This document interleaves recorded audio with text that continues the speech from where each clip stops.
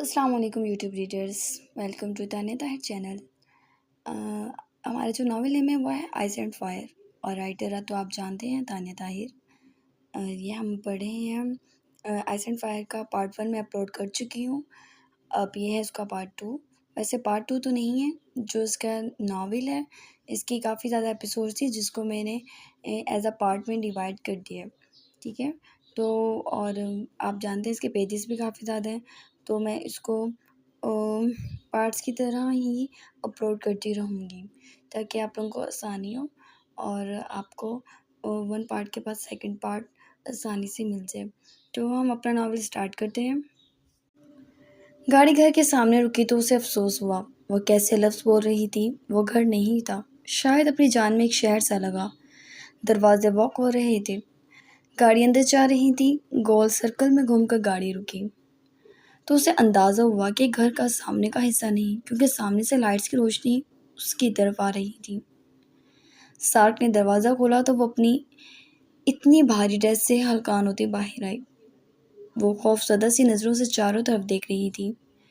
Guards वहीं रुक गए जबकि सार्क ने उसे अंदर चलने का कहा और खुद आगे बढ़ गया। वो सार्क के पीछे पीछे होली, जिसके तेज कदमों का मुकाबला करते थक कर वो अपनी सुस्त चाल से मुंह खोले इधर उधर देखती वो अंदर जा रही थी। Good evening sir. अचानक वो मौदब होकर खड़ा हो गया। पल ने हैरत से उसकी जानिब देखा। यस सर, ओके, उसने कहा और पलट से हमनकों की तरह देख रही थी। और सार्क उसे एक रूम में ले गया जो इतना खूबसूरत था कि वो लफ्ज़ों में बयान नहीं कर सकती थी। सार्क उसे वहां छोड़कर चला गया। वो हैरत से उस ब्लैक एंड वाइट रूम को देख रही थी जिसकी ज़िबाइश ही अलग थी। वो कंफ्यूज सी इधर उधर देख रही थी। अभी कुछ ही देर गुजरी थी कि सार्क एक बार फिर कमरे में दाखिल हुआ और उसके हाथ में पेपर दिया, जबकि वकील भी उसके पास था जिसने पर्ल से निकाहनामे पर सिग्नेचर कराए और ज़रूरी कार्रवाई करके वो सब बाहर निकल गए। जबकि पर्ल इस अजीबोगरीब शादी पर अब रोने लगी थी। उसे शदीद रोना आया। ये सब क्या हो रहा था? इतनी हद तक महसूस हो रही थी कि उसका दम सा घुटने लगा और वो बिस्तर पर बैठ के अपने हाथों को आंखों पर रखकर रो दी।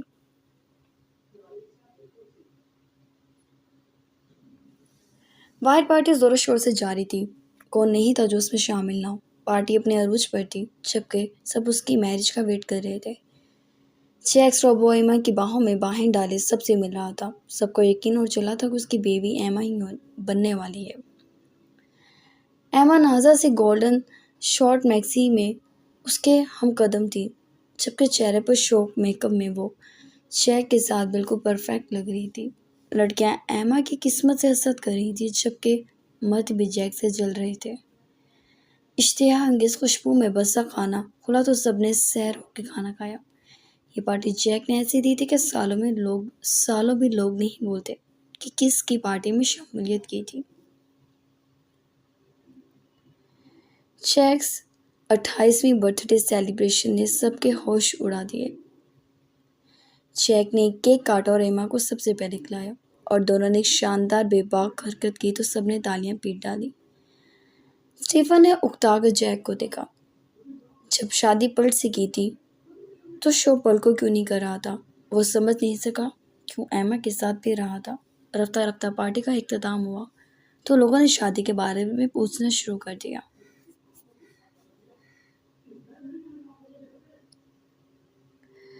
I have already shown my girlfriend to you guys, and I will invite anyone to my upcoming wedding. अपनी गर्लफ्रेंड को मैं अब लोगों पर शो कर चुका हूँ। अपनी अनकरीब होने वाली शादी पर भी सबको मदऊ करूँगा। कम्युनिटी वेरीफाइड आइकन, उसने सबको कहा तो सबने तालियां बजा दी। सीढ़ियों के शोर में एमा ने हैरत से जैक को देखा। जैक बर्ट वो ना समझी से उसको देखने लगी, जबकि यही हाल उसकी सुतीली माँ, बहन और भाई का था। Relax baby, it's my birthday, हमें एंजॉय करनी चाहिए। उसने एमा के गाल पे हाथ फेरा, जबकि एमा एक बार फिर उसके जहन में जकड़ी। जैक, अब मुझे अपनी बर्थडे का बेताबी से इंतज़ार है, वो बोली तो जैक ने पैर का घूंट भरते उसके दिलकश नज़ारे देखते, दावा देते हुस्न को देखा, आंखें बहक बहक गईं। But why? उसने सवाल किया और वो ग्लास एमा के मुंह को भी लगा दिया, जिसमें उसे जिससे एमा ने भी सीप ली। मुझे इंतज़ार है कि तुम मुझे मेरी बर्थडे पे क्या देने वाले हो। वंशी चपके जैक ने बेर का ग्लास ऊंचा किया। मदहोशी में भी वो कई हैरानकुन चेहरे देख सकता था। परवाह अगर होती तो क्या ही बात थी। किसी भी चीज़ की उसे परवाह नहीं थी। जो होना था हो जाता। बस इतना जानता था, वो माफिया गैंग है और रफ्ता रफ्ता वो पूरे अमेरिका पर राज करेगा। पार्टी तमाम कहाँ होनी थी? ये शहर, ये मुल्क, यहाँ के लोग और डिमांड सब मुख्तलिफ था। डार्लिंग, मैंने सोचा था तुम इतने अहम दिन पे मुझे टाल दोगे। एम्मा ने ज़रा खफीफ होकर उसका चेहरा थामा। जैक ने जवाब देना मुनासिब नहीं समझा। वैसे ही एम्मा की बाहों में भरे आंखें बंद किए पड़ा था। जैक स्वीटी, तुमने ये क्या किया है? उसकी सौतेली माँ उसके सामने चेयर घसीट के बैठी। क्या किया है? जैक ने उनकी तरफ सवालिया नजरों से देखा। तुम तो एम्मा से शादी करने वाले थे। ये सब अरेंजमेंट्स, ये सब कुछ इसलिए तो था। उन्होंने बावर कराया। ब्रो, हम तो इंतज़ार करते रह गए कि और लैला भी वहीं आ गई, जबकि स्टीवन के लोग मुस्कुरा दिए। वो आखिरी मेहमान को भी बाय करके वहीं आ गया। असल मज़ा तो अब आने वाला था। What's the matter with you all? Jack ने सवाल किया तो लहजे में उकताहट सी थी। स्टीवन ने बामुश्किल अपनी हंसी रोकी। खैर, फिलहाल तो उसे जैक भी बुरा लग रहा था, मगर कहने की ये इजहार करने की हिम्मत पाने के लिए उसे अपनी जान गंवानी पड़ती। बेबी, हमने शादी करनी थी, एम्मा ने उसे याद दिलाया, जबकि जैक की कोई भी याददाश्त जैसे लौट आई। आई सी। उसने उन सब की तरफ देखा। आप सब मुझे कांग्रेट्स कर सकते हैं क्योंकि शादी में कर चुका हूँ, उसने सुकून से कहा, जबकि एमा, जैक की सौतेली माँ, लैला और स्टीफन तो सबसे पहले ही खड़ा था। एकदम खड़े हो गए। जैक भी अपनी जगह से उठा। ये कैसा मजाक है जैक? सब शख्स जुबान बोले। मैंने जिंदगी में किसी के साथ मजाक नहीं किया। जैक ने शान उचका के हकीकत बताई। मगर इस वक्त तुम कर रहे हो। तुम कैसे कह सकते हो ये बात कि तुम शादी कर चुके हो? किससे, कैसे और कब की तुमने शादी? एमा चीखे, जबकि जैक के नागवार नजरों ने उसको देखा। तो एमा को कुछ तहम्मुल करना पड़ा।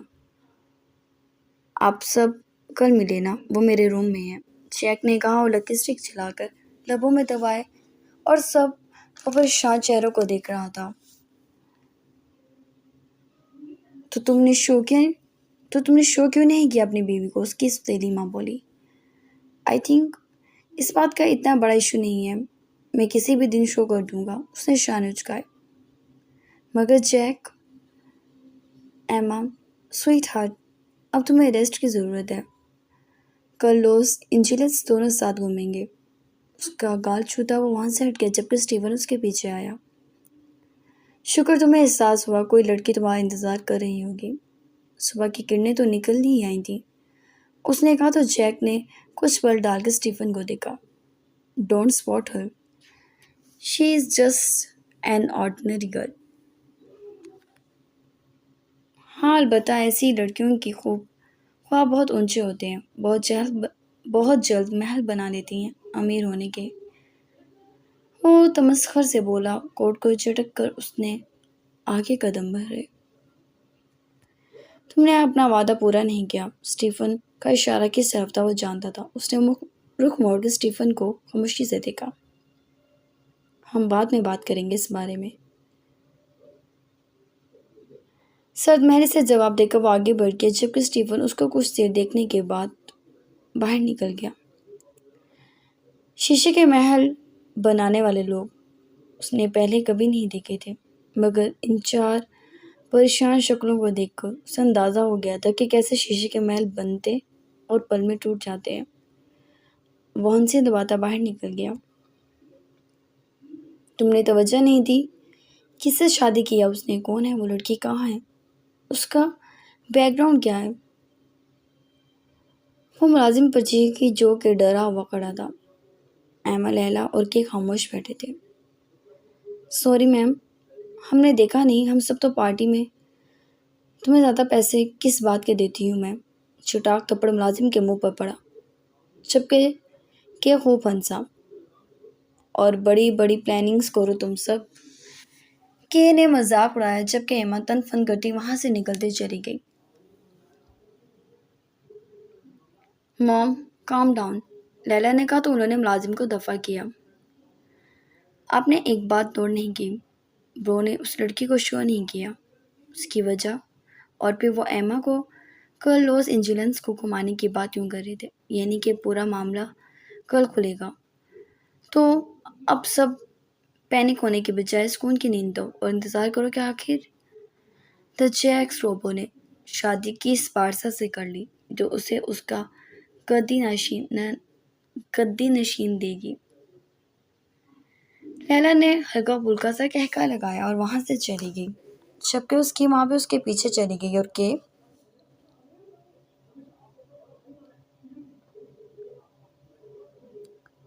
मोटियां भींच गया। क्या उन सबका दिमाग खराब था? उसने अपने वारिस के लिए एमा से शादी की थी क्योंकि जानता था कि एमा उसे कभी वारिस नहीं दे सकती। इडियट फूलिश, के जोर से चीखा और अपने कमरे में चला गया। उसने कमरे का दरवाज़ा खोला और अंदर कदम रखा। बेड पर फेरी टेल फ्रॉक पूरा फैला हुआ था, जबकि नाजुक सी शायद मोम की तरह बीच में उस फ्रॉक के वो कली दबकी बिस्तर पर पड़ी छोटे छोटे कराटे भरते मुकम्मल नींद की वादियों में थी। जैक रोबर के मिजाज पर यह पहली नागवार बात थी। उसने पलट कर दरवाज़ा बंद किया और भारी कदम भरता वो उस लड़की तक पहुंचा। उसका फ्रॉक जैक रोबो के जूते तले आ गया। उसके एक तरफ हाथ रखे वो उसे देखने लगा। दोनों के दरमियान बस इतना फासला था कि जैक उस हाथ को फोल्ड करता और पलट के चेहरे पर झुक जाता। नजरों में बेबाकी की इंतहा थी। उसके स्लीवलेस बाजू को अपनी तपती नजरों की तपिश से वो झुलसा दे रहा था। ये पढ़ ने पट से आंखें खोल दी। जैक उस पर झुका हुआ था। पढ़ की अचानक एक चीख से निकली। जैक ने नागवारी से उसको देखा और खड़ा हो गया। एक कदम दूर किया, एक कदम दूर। पढ़ कंफ्यूज सी उठी और सर झुका गई। तुम ये लिबास तब्दील कर सकती हो, उसने हुक्म दिया। पल का दिल धक धक करने लगा। शीला की बात याद आई। पर तुम्हें 18 साल के होने से में 2 हफ्ते हैं, उसे खुद से दूर रखना। उसने उंगलियों पर जुल्म ढाना शुरू कर दिया, जबकि जैक उसका अपनी उंगलियों पर तशद्दुद देख रहा था। कुछ कहना चाहती हो? उसने 2 लफ्ज़ी सवाल किया। मैं अभी 18 साल की नहीं हुई, वो झुझकते हुए बोली। जैक ने शोला बार नजरों से उसको देखा और अगले पल झपट कर उसने पल के बालों को मुट्ठी में जकड़ लिया। क्या कहने वाली हो भी तुम? वो पंकारा जबकि उसके बालों को जोर से झटका। पर इस अवतार पर आंसू गिराने लगी, मगर वो भूल गई थी कि मुकाबिल कौन था। माफिया गैंग जैक रोबो, जो उसे शादी ही इसलिए कर रहा था क्योंकि वो उसे वारिस देती। मुझे कुछ वक्त चाहिए, पर सहमती हुई बोली तो जैक्स ने उसको एक धक्का देकर खुद से दूर कर दिया और हंसने लगा। शायद पर्ल वो पहली थी जिसने जैक्स रोबो की हंसी सुनी थी। पर्ल उसे हैरानगी से देखती रह गई। जैक ने उसका हाथ पकड़ा, उसे खींचता आईने के सामने ले आया। लुक एट यू, उसने उसको ऐसे कहा कि पर्ल जमीन में गिरने लगी। मेरी दौलत ने तुम्हें निखार दिया कि अब कोई भी मर्द तुम्हारी अच्छी कीमत लगा सकता है। जैक संजीदगी से बोला जबकि पर्ल ने सुर्ख नजरें तड़प कर उठाई। यह होता है पैसे का कमाल। मार्केट में निकलो, आज तुम्हारा रेट देखने वाला लगेगा। उसके अल्फाज तीर की तरह चुभ रहे थे। पर्ल ने अपने कानों पर हाथ रख लिया। ये कैसी गुफ्तगू थी। उसने पहली बार इस गुफ्तगू का सामना किया था। आप कैसी बातें कर रहे हैं? वो रोती हुई बोली। मैं तुम्हें सिर्फ इतना बता रहा हूँ कि तुम एक आम मामूली 2 टके की लड़की जैक रोबो को अपनी गुर्बत से रोकोगी तो तुम्हारी मौत बहुत तकलीफदा होगी। वो उसकी गर्दन सख्ती से दबा कर बोला। जैक की आंखें भीग गईं। सॉरी, पर्ल की आंखें फैल गईं। तुम्हारी जुर्रत कैसे हुई मुझसे एक बकवास करने की? जानती हो मैं कौन हूँ? वो दहाड़ा जबकि पर्ल की हिचकियां बंद गई। तुम्हें कुछ देर में अपने भावता को बाखूबी अंदाजा हो जाएगा। अगर तुम खुश नसीब हो, तुम्हारा वजूद पहले दिन से लेकर तुम्हारी आखिरी सांस तक सिर्फ जैक रोबो का गुलाम रहेगा। उसके सिवा किसी को सोचना, किसी को देखना, किसी से बात करना तुम खुद पर हराम तस्वुर कर सकती हो। उसकी गर्दन में हाथ डाले जोर से उसे बिस्तर पर फेंकता वो संजीदगी से बोलकर अब अपना कोट उतार रहा था। पर्ल सूखे पत्ते की तरह कांप रही थी। चिड़िया सा दिल सहम सहम जा रहा था। उसकी खामोशी कमरे में फैली हिब्बतनाक रोशनी और जैक रोबो, ये सब उसको मौत के करीब ले जा रहे थे। जैक्स रोबो को खुद पर झुकते और दरिंदों की तरह खुद पर हमला करते देख वह सब सह न सकती, तड़प उठी। Leave me. वो चिल्लाई जबकि जैक के सख्त हाथ ने उसकी चीख का दम घोट दिया।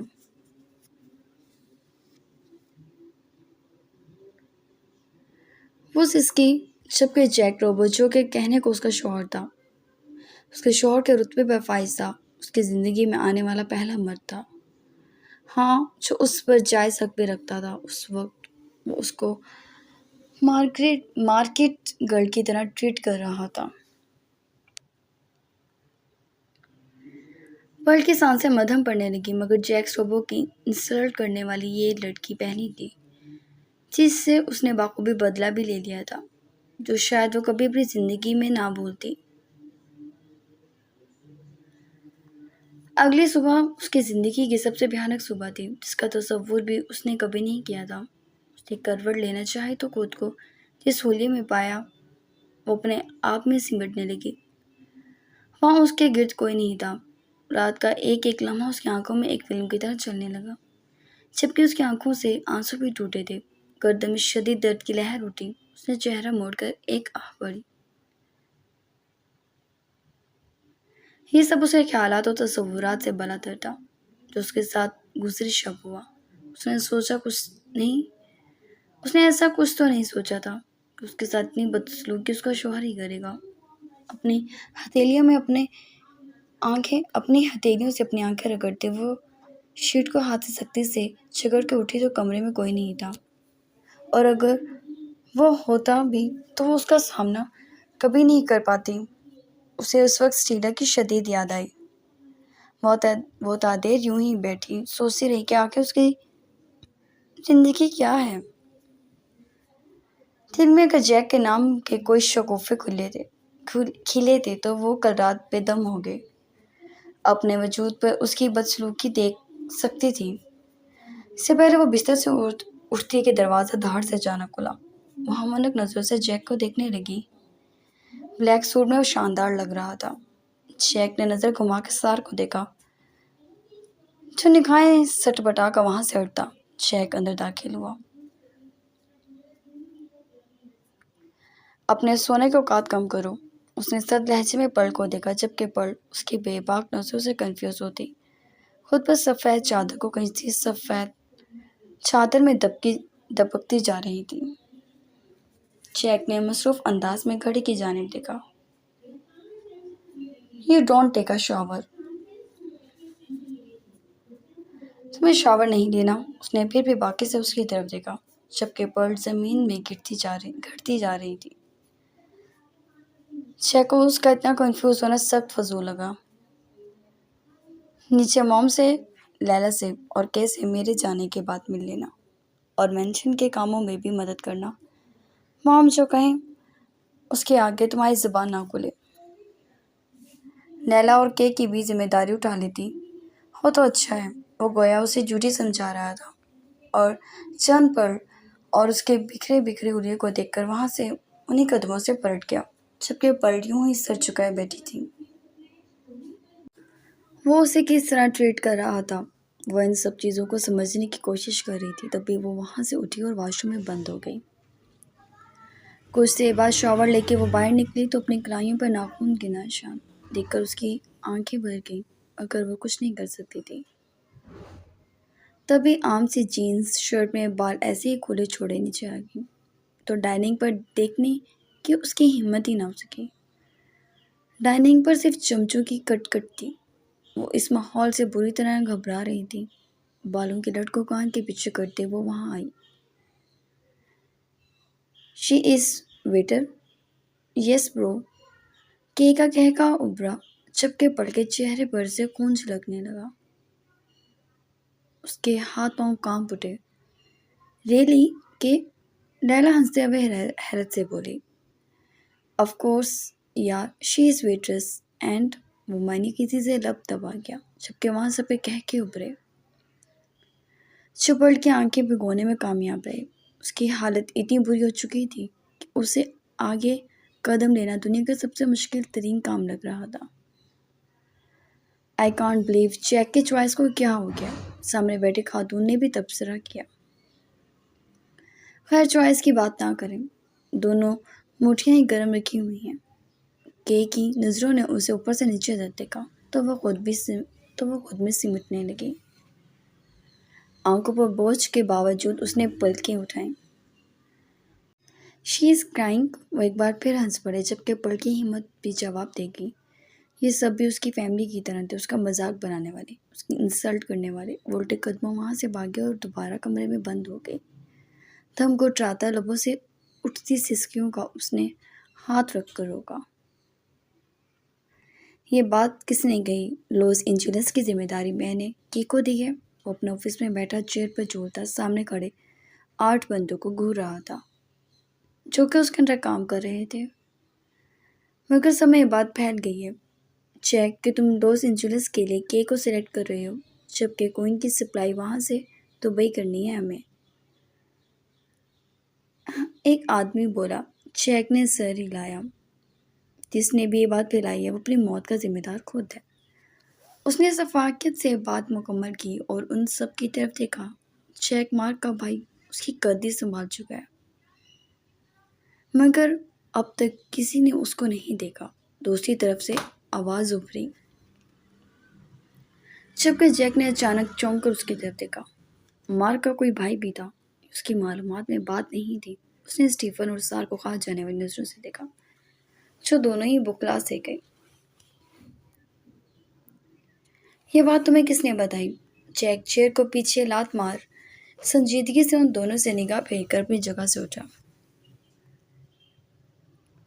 सब जानते हैं जैक और लंदन पर कब्जा करना चाहता है वो, और उसकी डील चेनरू से चल रही है और जल्दी वो एक बड़ी ताकत बन के सामने आने वाला है।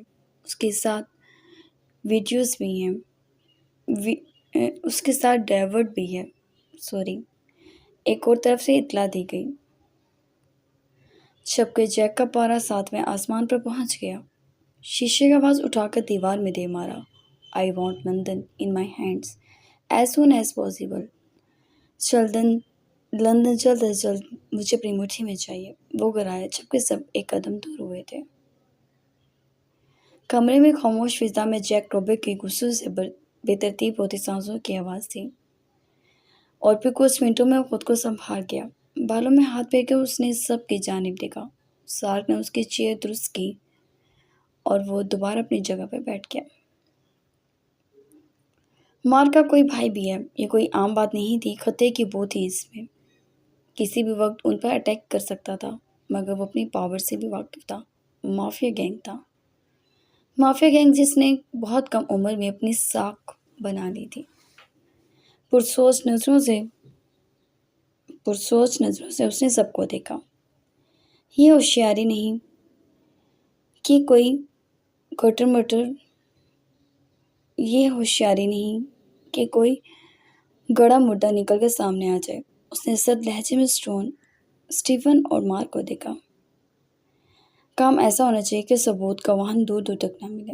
पुलिस ढूंढते ढूंढते पागल हो जाए। तुम्हारे हाथ में पुलिस है, फिर तुम्हें किस बात का डर है? अचानक एक आदमी के बोलने पर उसने उसकी जानिब देखा और जिन नजरों से देखा सबने अफसोस किया। जैक उसका घोटा अपनी जगह से उठा। तुम्हें लगता है द जैक स्ट्रोबो किसी से भी डरता है? उसका गिरेबान पकड़ते हुए सवाल करने लगा, जबकि मुकाबले का पसीना छूटा था। उसको पीछे धक्का देकर जैक ने सबको वहां से दफा हो जाने का इशारा किया, तो सब रफ्ता रफ्ता बाहर निकल गए, जबकि उसकी छोटी हिचकी सच्चे सिग्नल का ऑप्शन नहीं दे रही थी। उसने सार को दोबारा कमरे में बुलाया। मुझे मार्क और लंदन दोनों की डिटेल्स चाहिए, उसने कहा तो सार को मजाक लाने के उल्टे कदमों वहां से भागा। ये है जैक। विलियम ने जैक की तस्वीर खोली तो डेविड के चेहरे पर मुस्कुराहट उठी। ये वो शख्स नहीं जिसको देखकर मुस्कुराया जाए, विलियम ने दांत पीस कर कहा। क्या उसे कभी तुमने देखा है? क्या उसने कभी तुम्हें देखा है? डेविड ने पुरसोच नजरों से विलियम की तरफ देखा। नहीं, क्योंकि मैं अमेरिका में नहीं था पिछले कुछ सालों से, मगर उसने मेरे भाई को और बल्कि उसके पूरे खानदान को नस्तो नाबूद कर दिया। और जैक को मैं जब तक मारूंगा नहीं, मुझे सुकून नहीं मिलेगा। विलियम नफरत से चिल्लाया। वो भूखे शेर की तरह तुम्हें तलाशेगा। डेविड उसे गोया इत्तला दे रहा था।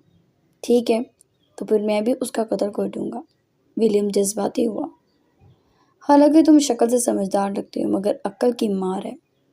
डेविड ने वाइन का ग्लास मुंह से लगाया।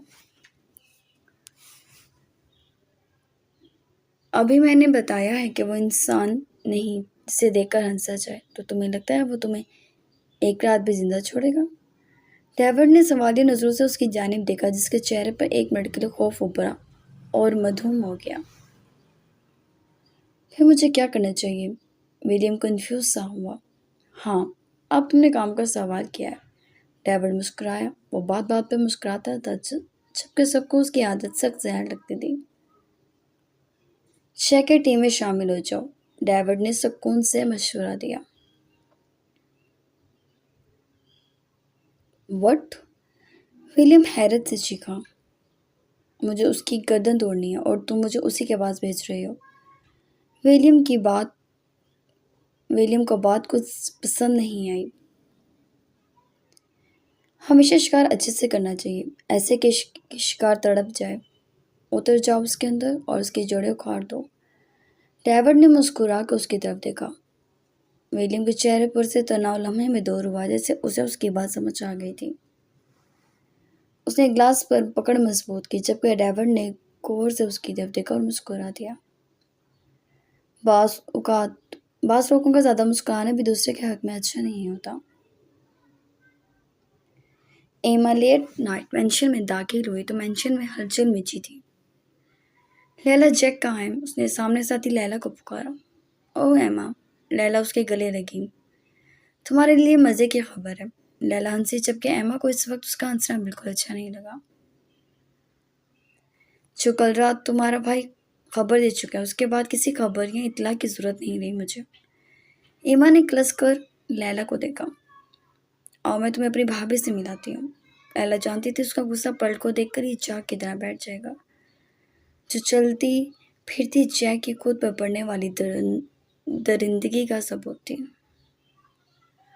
व्हाट रबिश, तुम मेरी इंसल्ट कर रही हो? ईमानदारी।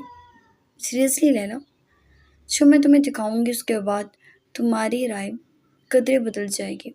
उसने जबरदस्ती उसे घसीटा और जैक के कमरे में आ गई। दरवाजा लॉक था। दोनों ने भड़क कर एक दूसरे को देखा। ये लड़की, दरवाजा खोलो, लैला जोर से बोली, जबकि अंदर पलचू भूख से बेहाल हो रही थी। एकदम उछली। हिम्मत करके वो अपनी जगह से उठी। दरवाजा खोला तो सामने बेपनाह खूबसूरत लड़की, जो अक्सर जैक की बाहों में पाई जाती थी, उसको देखकर अपने आप ही पर कंफ्यूज होने लगी। हाइटेड, बेबाक, दिलकश, बिल्कुल जैक जैसी। वो पर्ल को गौर से देखने लगे। Is this Jack twice?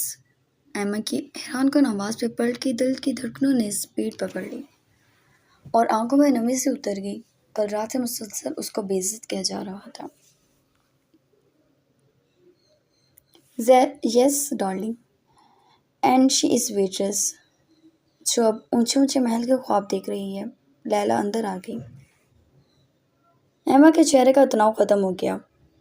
तो क्या इसको नहीं पता कि इन ख्वाबों की वजह से ये मुंह के बल गिरेगी? एमा और लैला उसके गिर्द घूमने लगी। पल खड़े खड़े रोने लगी। और बेबी को रोना आ रहा है। एमा ने गुस्से से उसे धक्का दिया। पल अचानक हमले से नीचे दबेज कारपेट पर गिरी। तुम्हें देखकर कुछ तसल्ली हुई। एमा घुटनों के बल बैठ कर उसे हकारत भरी नजरों से देखने लगी। Check is mine property, understand? उसके हाथ को सख्ती से मरोड़ते हुए चिल्लाई। पल की सिसकियां बुलंद होने लगी। चलो एमा, कहीं मर ही न जाए तुम्हारे हुस्न से जलकर। लैला ने कहका लगाया जबकि एमा फिंकारती वहां से उठ गई और दोनों वहां से चली गई। जबकि उनके पीछे पल ने दरवाज़ा बंद कर दिया और ज़ोर ज़ोर से रोने लगी। मारबीट, I need you, I need you, तकलीफ में उसने उसको पुकारा।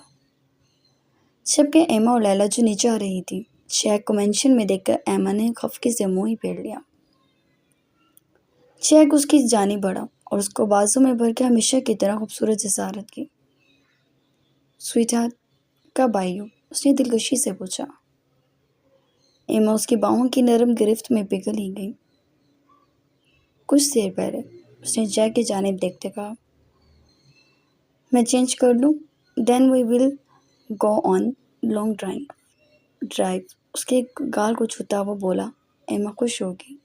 चेक, उसकी माँ ने उसे पुकारा तो उसके ऊपर जाते कदम वहीं रुक गए। यस मॉम, वो बोला। डार्लिंग, तुम्हारी बीवी कमरे से बाहर नहीं आई सारा दिन, और जब मैंने कहा बेटा नीचे आ जाओ तो कहने लगी मुझे आप में से किसी की शक्ल नहीं देखनी।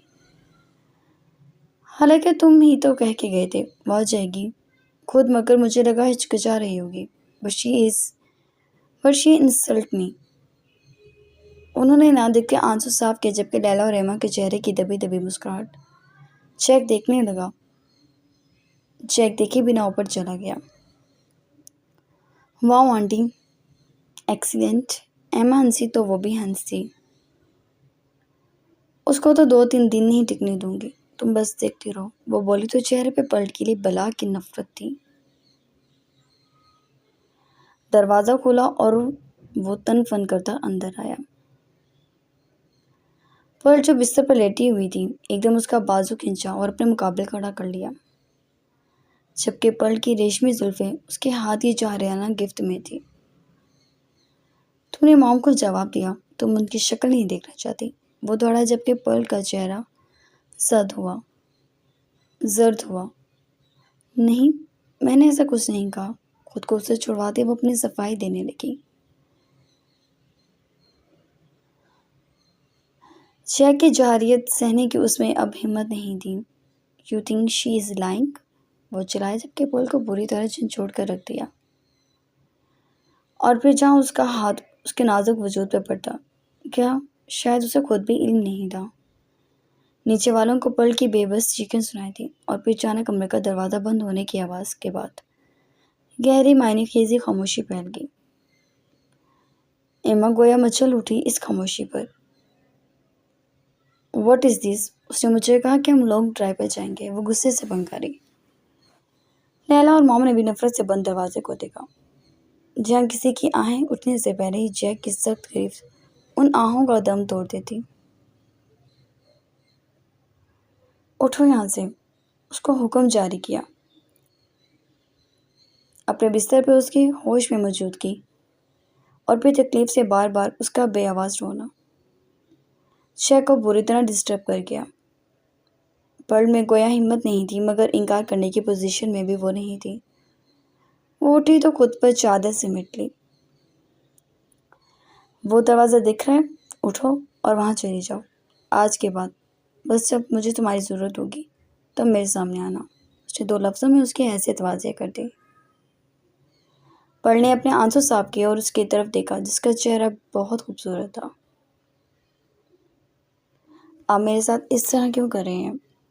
आपने मुझसे शादी मुझे मार देने के लिए की थी?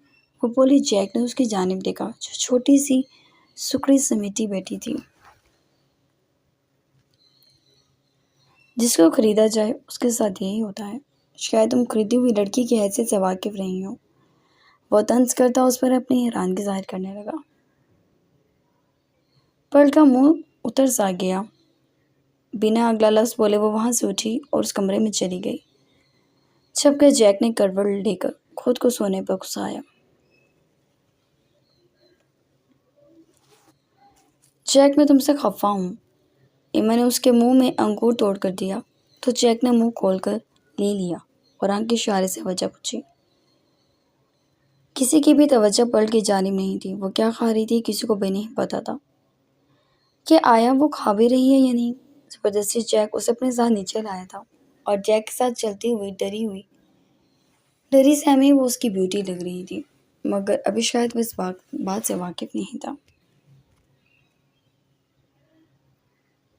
एमा लैला ने मन से नफरत से देखा था मगर जैक की वजह से खामोश रही। कल तुम्हारा मुझे वेट करने का प्लान था। कल तुम्हारा मुझे डेट करने का प्लान था, एमा ने खफ्फी से कहा। ओह, जैक ने बस इतना रिस्पॉन्स देकर फिर से नाश्ते पर तवज्जो मरकूज कर ली। स्वीटी, आज तो मुझे टाइम दोगे ना? इतला कर बोली। जैक से बिगाड़ नहीं सकती थी। वो अपने मूड के मुताबिक ही उसके नखरे उठाता था। श्योर एमा। जैक ने अपना फोक उसके मुंह की तरफ बढ़ाया। एमा तो फूले न समाई जल्दी से मुंह खोल कर उसकी लाश बांट ली और जैक वहां से उठ खड़ा हुआ। अभी वो बाहर निकलता कि एमा ने उसका बाजू पकड़ा।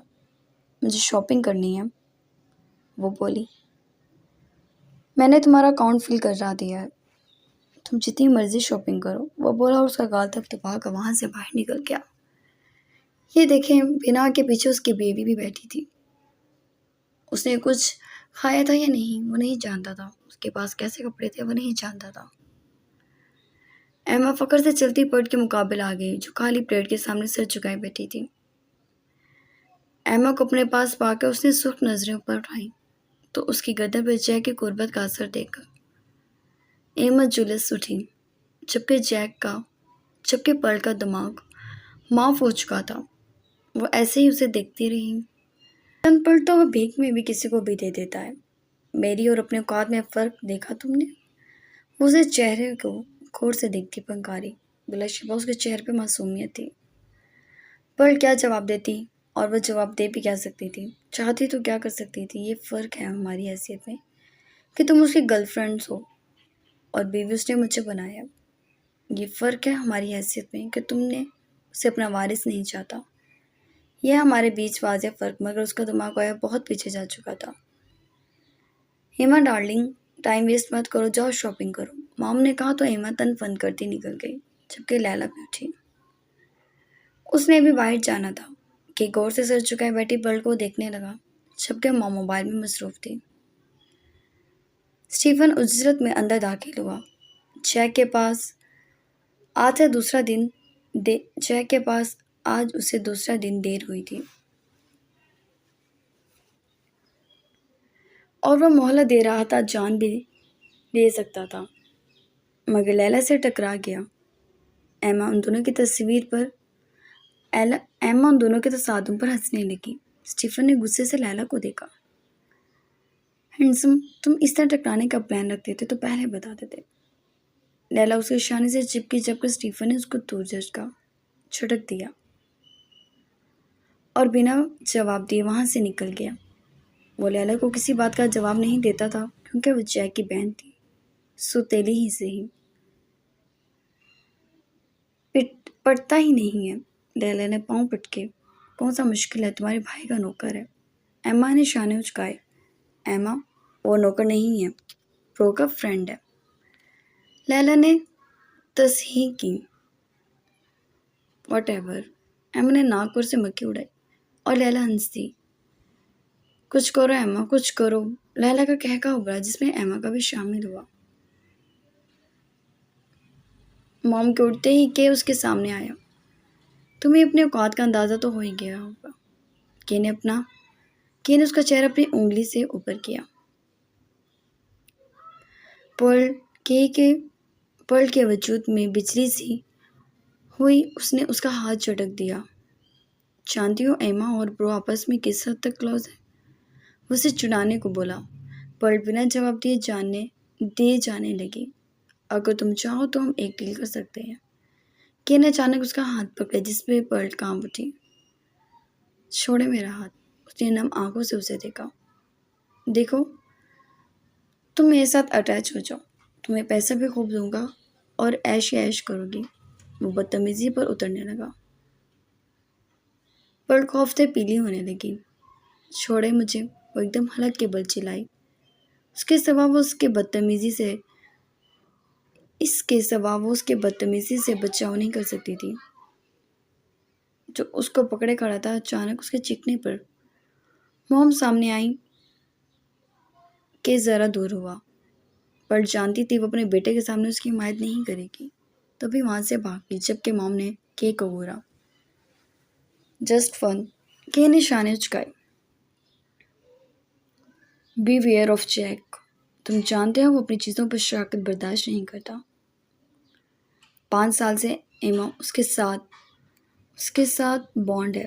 रिमेंबर, जिस दिन भी एमा किसी और के पास पाई गई उसकी बाहों में कोई और होगी। और तुम जानते हो शराकत उसे इस हद तक भी नहीं बर्दाश्त कि अपनी गर्लफ्रेंड्स से शादी नहीं की उसने। उन्होंने उसे इत्तला दी तो वो सर हिलाता चला गया।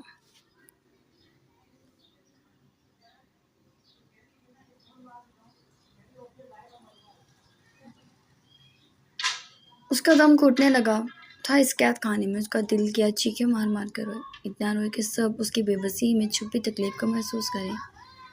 उसके हिसाब चटकने लगे थे।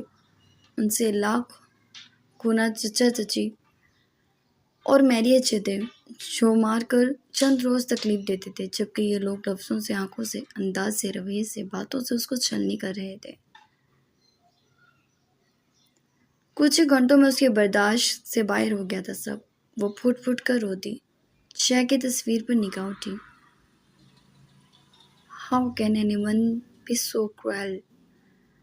कोई कैसे इतना जालिम हो सकता है? उसने उसकी तस्वीर को देखते हुए सोचा। काश वो यहाँ से भाग सकती। ये घर नहीं कैद खाना था और उसे कैद कर लिया था। और शायद उसकी ख्वाहिश पूरी होते ही वो उस घर से निकलकर एम्मा से शादी कर लेता। मगर मैं आपकी ख्वाहिश पूरी नहीं होने दूंगी और यहाँ से बहुत दूर चली जाऊंगी। बल्कि छोटे से जहन ने खुद से वादा कर लिया था। वो जल्दी से उठी और अपना सामान में से स्टेला की दी हुई मेडिसिन निकाल कर वो एक साथ खा ली। क्या कह रही हो? मारपीट की हैरत से आंखें पहली। जी हाँ, और अब वो मिसेस जैक स्ट्रोबो दी माफिया किंग की वाइफ है। वो हमारी दोस्त है। वो तुम्हें नहीं लगता? हमारा रुतबा ज़रा ऊंचा हो गया। शीला मज़े से घूमी जबकि मारपीट तो वहीं थम गया। तुम्हें ऐसा लगता है शीला? मुझे नहीं। वो बड़े लोग न जाने उसके साथ क्या सलूक रखते होंगे और तुम इस बात की परवाह किए बिना क्या सोचती रहती हो? अफसोस है। मारपीट ने उसे झाड़ा। देखो मारपीट, मैं जानती हूँ तुम पर्ल को पसंद करती हो, मगर उसकी किस्मत में जैक था तो भूल जाओ उसे। शीला ने साफ लफ्जों में कहा। कभी नहीं। जिस दिन पर्ल ये बात मुझे खुद अपने मुंह से कहेगी मैं उस दिन उसे भूल जाऊंगा। उससे पहले कभी नहीं। और हमें उसे मिलने जाना चाहिए। चलो। उसने शीला का हाथ पकड़ा। उफ मारपीट, तुम्हें कोई कॉमन सेंस ही नहीं है। उसकी अभी भी शादी हुई है। वो हमें वक्त ऐसे देगी और हो सकता है वो पेरिस गई हो हनीमून पर। शीला एक्साइटेड थी जबकि मारपीट को यकीन नहीं आ रहा था। वो उसके पास से उठ गया। होप तुम ठीक हो, उसने दिल में सोचा। जरूरी फाइल्स पर साइन करके उसने सार को दी जिसके साथ एक जवान लड़का भी खड़ा था। ये कौन है? उसने पूछा। सर, ये डैन है। काम मांग रहा है, 2 दिन से यहाँ के चक्कर काट रहा है, सार्क ने तफसीली बताया। जैक ने गौर से उसकी तरफ देखा, हल्का सा मुस्कुराया। सार्क ने हैरत से देखा। अब उसमें मुस्कुराने वाली कोई बात नहीं थी। तुम जानते हो मुझे? जैक ने सवाल किया। जी जानता हूँ, और काफ़ी सुना है आपके बारे में। इस वक्त का माफिया गैंग कहा जाता है आपको? उस लड़के ने होशियारी से जवाब दिया। गुड। मेरा नाम क्या है? जैक सुकून से बोला। जैक, उस लड़के ने जवाब दिया। Wrong. My name is the Jack Stropo. And you are Muslim? वो लड़का एकदम बोला। तो जैक फिर से मुस्कुराया। And I am proud. तुम अंग्रेज़ों का बैंड बजा रखा है। जैक ने शाने झुकाए। मगर हुलिया तो अंग्रेज़ों का ही अपनाया हुआ है, वो लड़का एकदम बोला। It's God gifted man, Jack ने जताया। दोबारा मत आने देना इसको यहाँ। सख्ती बेजारियत सदमहरी से जवाब देकर वो उठा और गॉगल्स लगा के बाहर निकल गया। सार्क ने उस लड़के को बाहर निकाला जिसका खून खोल रहा था। तुम ब्लडी जैक स्ट्रोबो, बहुत फख्र है तुम्हें खुद पर। विलियम के हाथों ही मरोगे। इंसान को दुश्मन उतने बनाने चाहिए जितना वो सह सके, मगर तुम्हारे सबसे बड़ा दुश्मन मैं हूँ, सिर्फ विलियम। वो बोला और तन फन करता चला गया।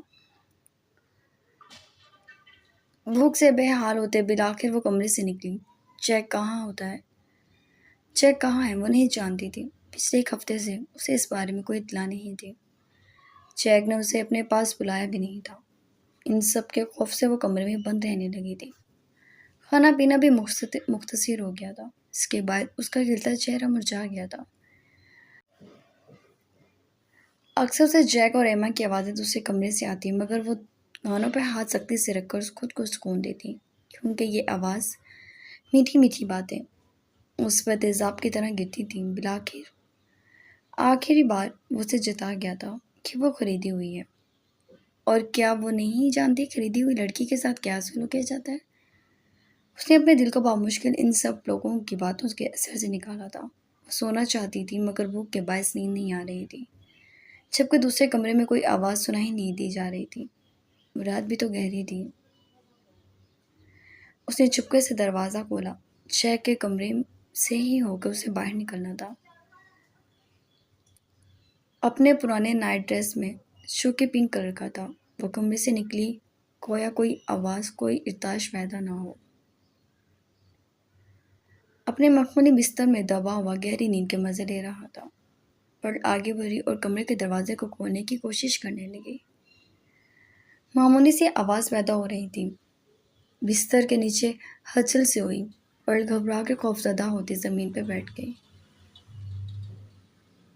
जब उसे तसल्ली होगी कि वो अब उठेगा नहीं, तो उसने दोबारा दरवाज़ा खोलने की कोशिश की और इस बार कामयाबी पाकर वो खिल कर मुस्कुराई और जल्दी से बाहर निकल गई। पूरा मेंशन डल रोशनी से जगमगा रहा था। वो किचन तलाश करती वहाँ आ गई। इतना बड़ा किचन था, उसे लगा जहाँ वो रहती थी। इतना बड़ा तो उनका घर था, मगर इन सब सोचों की को पसे पुश डालकर उसने फ्रीज़र में झांकना मुनासिब समझा। फ्रीज़र खोल कर उसने झांका तो हैरान रह गई। मुख्तलिफ चीज़ों से पूरा फ्रिज भरा हुआ था। उसने सबसे पहले चॉकलेट आइसक्रीम निकाली, जबकि चॉकलेट केक भी था। दोनों चीज़ें निकाल कर उसने टेबल पर की और दिल लगा कर खाने लगी। 3 बज रहे थे। इतने सुकून से उसने ज़िंदगी में कभी खाना नहीं खाया था जितना सुकून वह आज महसूस कर रही थी। वक्त ज़्यादा होने के बायस इस वक्त यहाँ कोई नहीं आया। तभी उसने खा के बकिया केक दोबारा फ्रीज़र में रखा और दोबारा उन्हीं दबे पाँव से वो अपने कमरे की जानिब आ गई। उसे यकीन नहीं आ रहा था वो इतनी बहादुरी का काम कर चुकी है। दिल में खुशी सी हुई, यानी वो इतनी सलाहियत रखती है कि इस कैद खाने में अपने लिए कुछ कर सकती। वो जल्दी से ऊपर अपने कमरे में आई तो दोबारा उससे बॉर्डर को पार करना था। खामोशी से उसने दरवाज़ा खोला और छुपके छुपके से चलती, इससे पहले वो अपने कमरे की तरफ जाती। ज़मीन पर पड़े कुशन की वजह से वो एकदम जैक के बेड पर उसके कदमों में फिसली।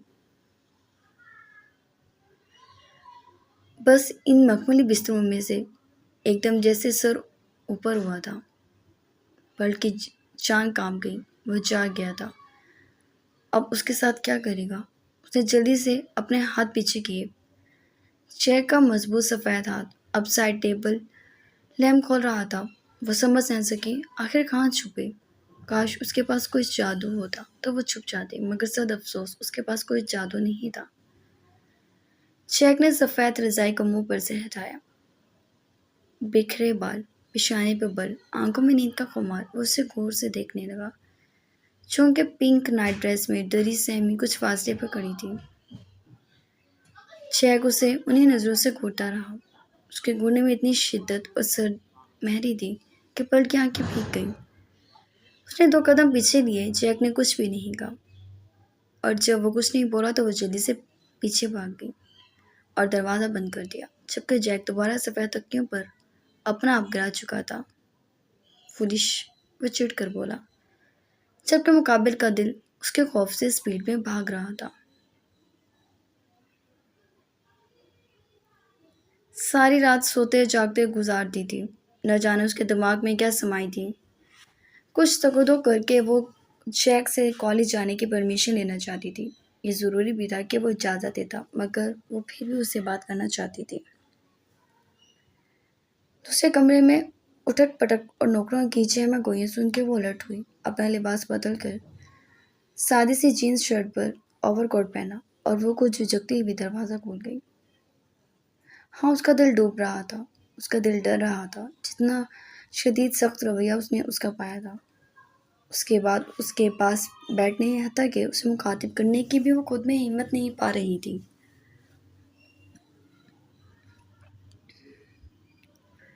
वो ड्रेसिंग के सामने एक मुलाजिम की मदद से कोट पहन रहा था। सफ़ेद कोट में वो किसी रियासत का शहजादा लग रहा था, और वो था भी, मगर उस शहजादे की शादी बिल्कुल बेयार मददगार थी। शहजादे ने कौन सा उस पर तवज्जो दी थी। कुछ देर उसे घूरने के बाद जब उसे एहसास हुआ जैक भी उसे घूर रहा है और मुलाजिम रफ्ता रफ्ता गायब हो रहे हैं, तो वो संभली नजरें अपने आप झुक गई। वो मैं ये कहना चाहती हूँ। जैक पलटा, कोड का बटन बंद किया, उसके नज़दीक आ गया, पर इस कदर कंफ्यूज हो चुकी थी कि अब रोना आने लगा। मुझे मुझे कॉलेज जाना है, प्लीज़ आप मुझे कॉलेज जाने की इजाज़त दे दें। वह आखिर को रोती पड़ती अपनी बात मुकम्मल कर गई। जैक उसको चंद लम्हे देखता रहा। क्या पढ़ती हो तुम? संजीदगी से सवाल किया गया। पर्ल का कुछ हौसला सा हुआ। मेडिकल की स्टूडेंट हूँ, उसने जैसे फख्र से बताया।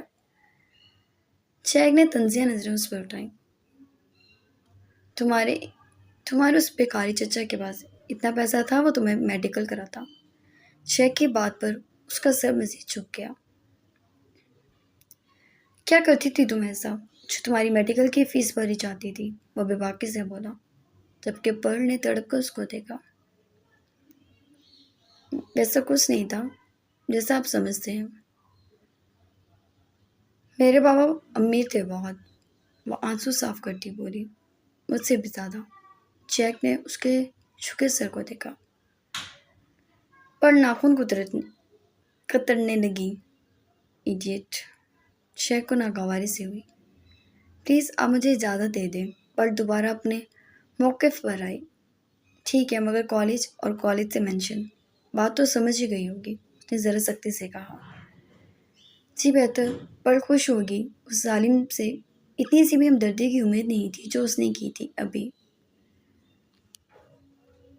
कौन कौन दोस्त हैं तुम्हारे, और उनमें से लड़कों की फहरिस्त क्या है? हालांकि वो उससे ऐसी बात नहीं करना चाहता था, फिर भी वो कर गया। स्टीला, बस स्टीला। उसके खौफ से मारपीट का नाम वो छुपा गई। अच्छा है, उसकी आंखों में वार्निंग भरी नजरें काटता बाहर निकल गया, जबकि पर्ल ने सुखा सांस दिया। अब कल सुबह कुछ घंटे ही सही उसे आज़ादी की म्यूसी रहेगी। और जैक नीचे उतरा तो एमा अचानक उसके बाहों में भर गई। जैक ने हमेशा की तरह जुसारत की। इससे पीछे खड़ी पर्ल ने भी देखा।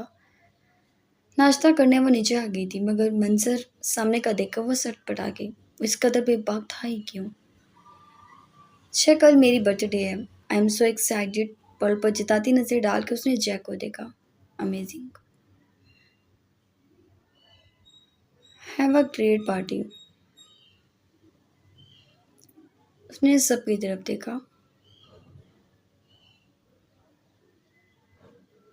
जो पीछे ही जो पहले ही मुस्कुरा रहे थे। मेंशन में करना चाहती हूँ या अपने घर या होटल में? उसने कटे हुए फ्रूट्स खाते हुए पूछा। पर आज भी खाली पेट के सामने सर झुकाए बैठी थी। सिवाय जैक के सब थोड़ी थोड़ी देर बाद उस पर तंज नजर उठाते और दोबारा जैक की तरफ मुतवज्जा हो जाते। तुम्हारे रूम में। एमा का हसीन कहका उभरा जिसमें जैक की मुस्कुराहट खिली। छपे सबके कहके निकले थे। पल का चेहरा अलबत्ता सुर्ख हो गया था। This is necessary again. You also have to give your birthday gift in Jack style. ये तो फिर ज़रूरी है। तुम्हारा बर्थडे गिफ्ट भी तो जैक के स्टाइल में देना है तुम्हें। उसके बाद बस सबने एक बार पे कहका लगाया जबकि पढ़ने बेचैनी और घबराहट से पहलू बदला।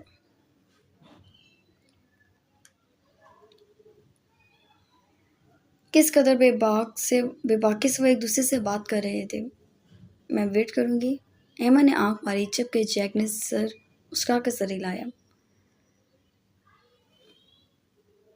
Y are not waiting? अचानक संजीदगी से सवाल हुआ। छिपके पलट जैसे होश में आई और इस कदर बुखलाई कि हाथ उसका कांच के गिलास में लगा और गिलास जमीन बोस हो गया।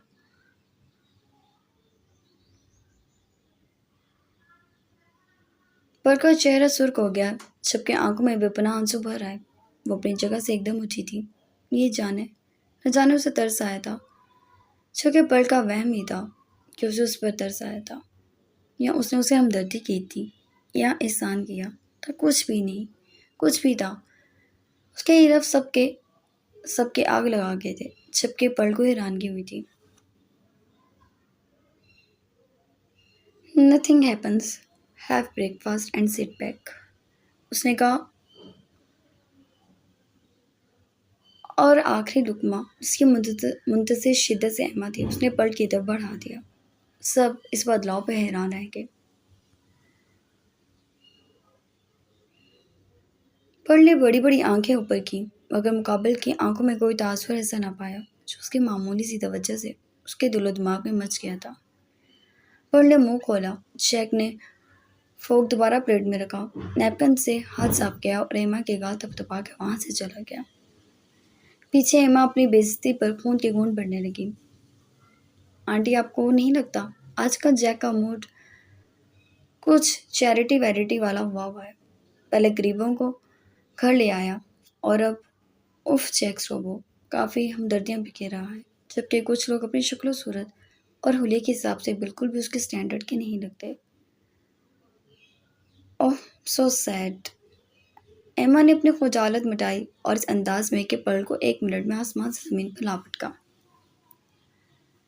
ओह बेबी स्वीट हार्ट, ये बात बताने वाली तो नहीं। जैक मूडी है।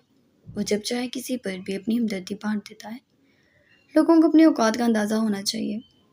कैसे वो 2 दिन में ही दूसरे कमरे में चले जाए कैसे वो 2 दिन में ही दूसरे कमरे में चले गए? वो बोली और चाय का घूंट भरा। हमारी ऑफर तो अभी बरकरार है। लोग थोड़ी सी हिम्मत पकड़े बस। केक की बात पर सबका कहका निकला जबकि पर्ल काम तक कदमों से उठी थी। ओ फॉरवर्ड पर्ल, हमारे साथ नाश्ता नहीं करोगी? लैला ने उसके पीछे से आवाज़ लगाई जबकि वो वहाँ से भाग कर अपने कमरे में बंद हो गई।